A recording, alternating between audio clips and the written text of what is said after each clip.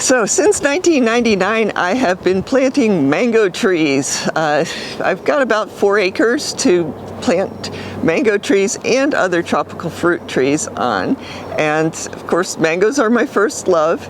And so I have the most mango trees, far more than all of the other fruit trees combined. I have a lot of varieties of mangoes also. It sort of is crazy making, but it's also a lot of fun. There are always new varieties, and there's also old varieties from other parts of the world that I try to graft and try to produce the fruit. So it's fun, it keeps me off the streets, but you know, I fortunately can change my mind because top working mango trees is rather easy. Once you have an established root system, it seems to work out really well to graft onto the young shoots of an established tree. So behind me is one of those trees that, this is Kensington, it's from Australia.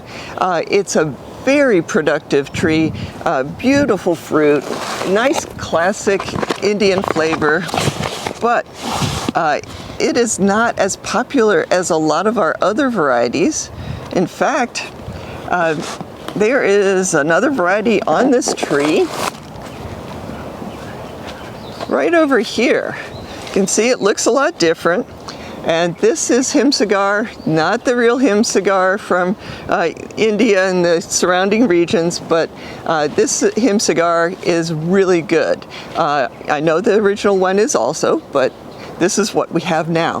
And so it's the one that is at the USDA and probably a seedling of the original him cigar. So very productive, very popular fruit. So this tree is going to be partially cut back, and so I'll have more him cigar and less of the Kensington in the future.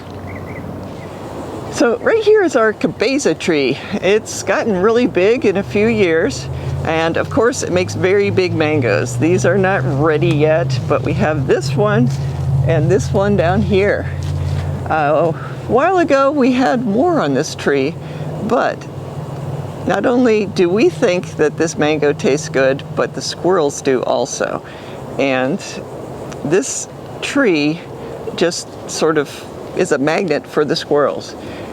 Unfortunately, they can get to this tree without going on the ground, which is always the squirrels' preferred way of travel. That way they don't have to worry about dogs chasing them or anything like that.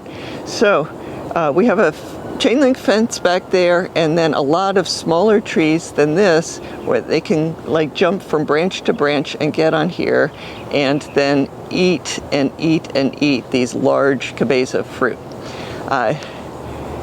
This is not a good long-term situation for this particular variety. As I said, the squirrels really seem to like it a lot. So I have a plan.